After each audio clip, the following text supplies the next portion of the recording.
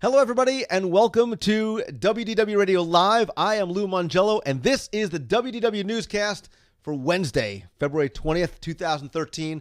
I'm here to help you have the best possible Disney vacation experience and bring you a little bit of Disney magic, both with this live show, the audio podcast, my videos, the WDW Radio blog, live events, my Walt Disney World trivia books, audio tours, and more. You can find everything, including the new free WDW Radio iPhone app, over at WDWradio.com. I am excited once again for tonight's show. Had a great day today. Hope yours was good as well. Definitely going to look for the comments in the chat room. For those of you who are watching live in the box, very much want you to be a part of this week's and every week's newscast. So let's get right into this week's Walt Disney World news. Over in Disney's Animal Kingdom, coming later on this spring, the Disney Parks blog announced that Mickey and Minnie are going to help you sort of join in their explorations over at Disney's Animal Kingdom in the all-new Adventurers Outpost. It's going to be home for sort of all of your globe-trotting Disney friends. You could meet old friends and new friends as they get ready to set off on their next adventure. It's an indoor gathering place where you can meet not just Mickey and Minnie, but some other characters as well, too. You can still go over to Camp Mini Mickey for now and be able to meet some other Disney friends there, as well as get to see the Festival of the Lion King as well, too. Interesting that they've created this Adventurers Outpost outside of Camp Mini Mickey. I'm wondering if this is starting to paint the picture of where Avatar Land, or as I like to term it, Pandora, is going to be. I'm wondering if people who are either watching live or watching this on the blog or on YouTube, or even if you're listening to the podcast, have your feelings about Avatar Land or Pandora changed at all as time has sort of started to getting away? Certainly when Avatar Land was announced, there was a flurry of excitement, both positive and a bit skeptical. I am one who has implicit trust in Disney and James Cameron, fantastic storytellers, each in their own right. Collectively, I think it's a great marriage. I think Avatar Land is not going to be about Avatar the movie, but about the land, the people, and the beauty of Pandora. I think it's obviously potentially going to go where Camp Mini Mickey is now. I would expect Festival of the Lion King to be moved to another venue, but definitely stay at Disney's Animal Kingdom. And I imagine what those bioluminescent lights and trees and plants and flowers in Pandora can look like, especially at night. And this may be sort of the gateway to getting Disney's Animal Kingdom not just to be the quote-unquote full-day park, but a park that you can enjoy and explore at night. Some people in the box still saying no, they're not really sold on the idea of Avatar, while Karen Story says, look, I like anything that provides growth for the parks. Animal Kingdom would be great with a whimsical aspect. I agree wholeheartedly. Pin Trading Kitty Sarah says, Avatar Land is going to be a learning experience, and we do need to keep an open mind. I agree with you, again, because remember, we've seen not only very little concept art, but we haven't seen anything in terms of what may be going away, what may be taken out to let, if anything, to let Pandora come in.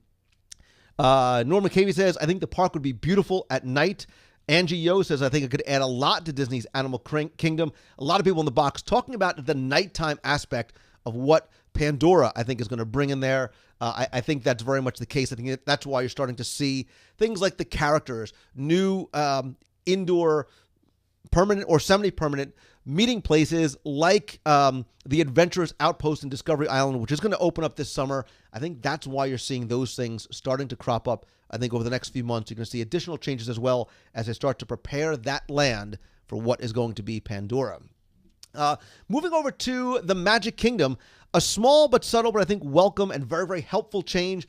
The Magic Kingdom is really trying to help you, the guest, not just with your Fast Pass times and your wait times and your ADR times. We've been talking at length about the My Disney Experience app, how the My Magic Band and how all these things are going to save you time, in long run save you money. Well, they want to also help you save time with transportation as well too, because now they've just added wait time screens for the express monorail and the ferry landing. So when you're leaving the Magic Kingdom and you're trying to decide what may be the best option, especially if you do have somewhere to go, if you do have an ADR, they do have wait times there, so you know monorail's 5 minutes, ferry's 10 minutes.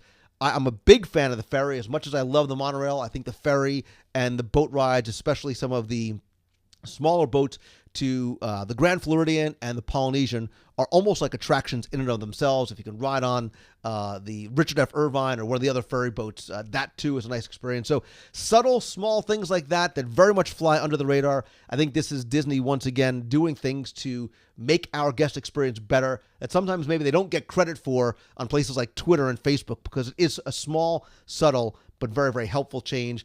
People like Box Escape artists say they like knowing how long the wait time is, right? Not just for a restaurant, not just for an attraction, but even for the transportation modes as well, too.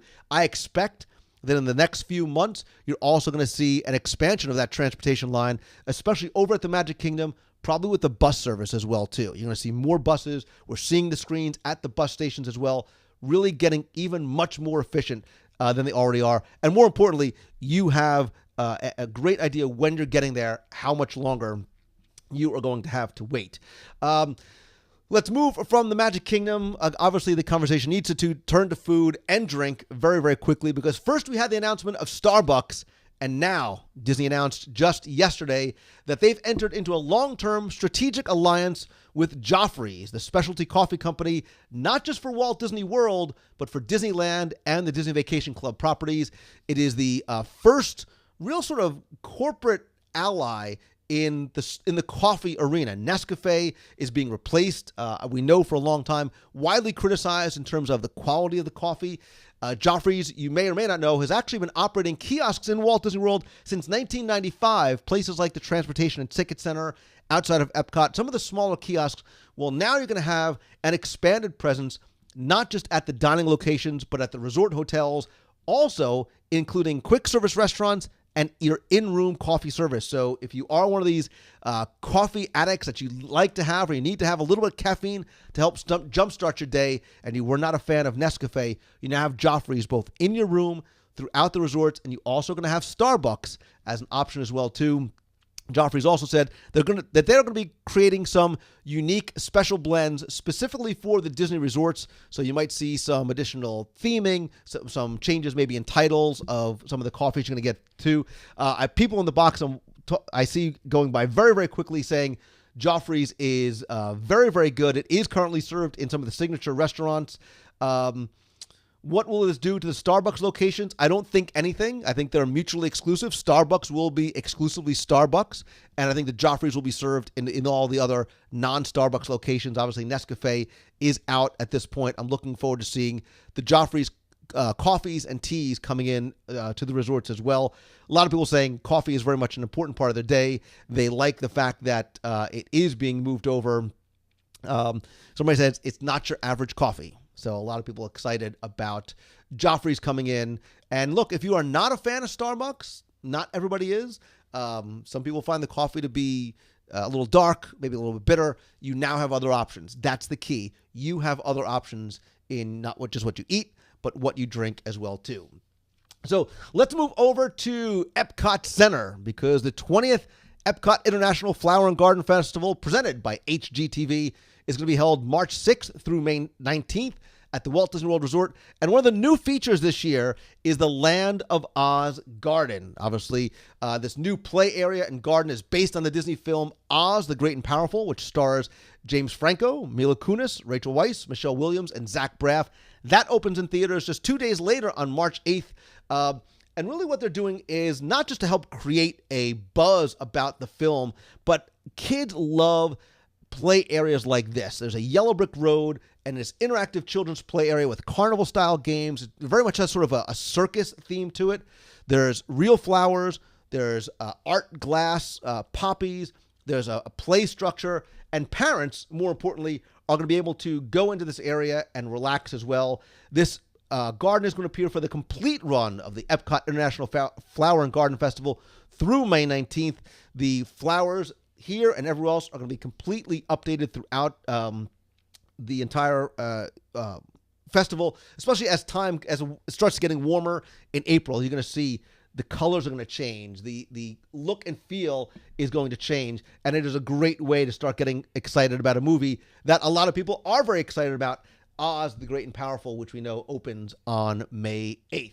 Looking forward to see that. From what I understand, it is open now, sort of for soft opening. So if you are in Epcot this week or next week, you can definitely check out the new Oz-themed play area. And if you do, let me know what you and or your kids think about both the play area and the shaded areas for adults as well, too. Let's stay at the Epcot Flower and Garden Festival, because this week the Disney Parks blog announced a new element to the Flower and Garden Festival, right? We've talked about how a lot of food and wine, a lot of elements from Food and Wine Festival, the most wonderful time of the year, are coming into Flower and Garden, which excites a lot of people, especially those of us who are locals who get to go to festivals like this a lot. Well, now they're introducing something as part of the Magic of Healthy Living initiative to encourage younger guests to try new, exciting, and more importantly, healthy foods.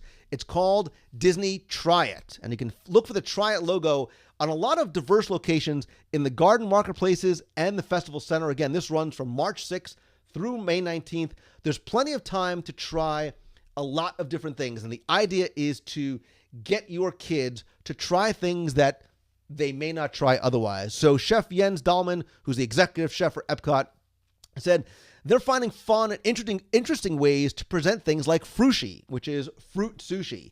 Other dishes like the watermelon salad combine familiar fruits that kids love with some unusual tastes like arugula and feta cheese, so it makes it a whole new experience for kids. We actually have a blog post that Christy Visaki put on the WDW Radio blog, because she, as a parent, like myself, very excited about the idea of there being small portion dishes that give kids the opportunity to try something without having to buy them a full-blown meal, a full dish.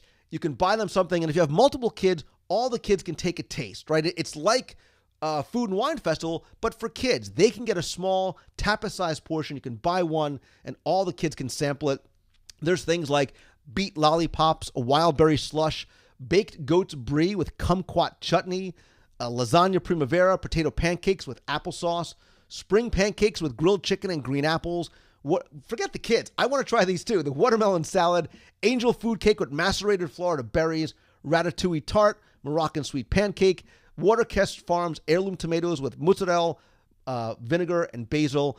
To learn more about TRYit, go to the Disney's Magic of Healthy Living website. I'll put it in this week's show notes. And come over to the blog. I want you to see which of those you or your kids might be interested in trying, because I think this TRYit program, this TRYit initiative, is also going to not just be for the kids, but for the adults as well.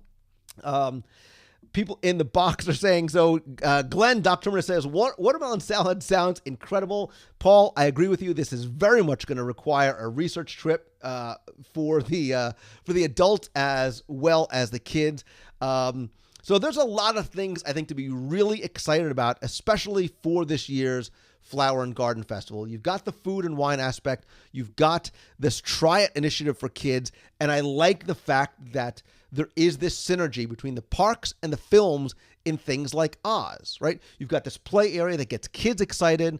It gets adults excited for it as well, too.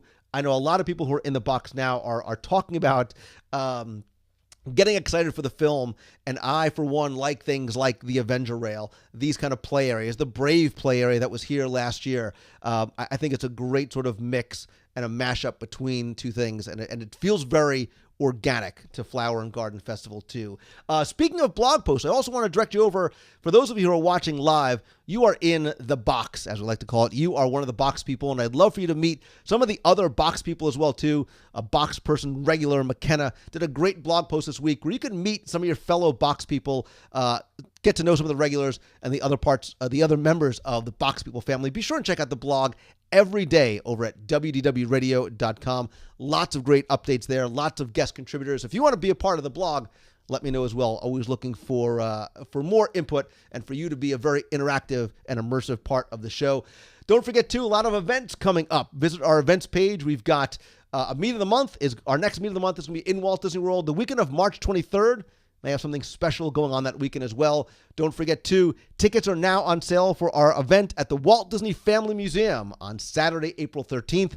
We are also going to Aulani in July. I'm going to Toronto, New York City. Lots of events there. and in Walt Disney World coming up. Don't forget to download the free WDW Radio app for your iPhone or Android device, and check out everything else going on the site as well, including our discussion forums. You can follow me on Twitter, Facebook, Pinterest, YouTube. Subscribe over in YouTube as well. Please come by, rate and review the show and the app over on iTunes. Very helpful, very much appreciated. More importantly, don't forget to join us every Wednesday night at 7:30 p.m. Eastern right here at WDW Radio Live. You can be part of this week's newscast as you chat in the box. Please keep the conversation going both in YouTube and on the WDW Radio blog. I am Lou Mongello from WDW Radio. Thanks so much for watching. Have a great week, everybody. Create your own destiny. See ya.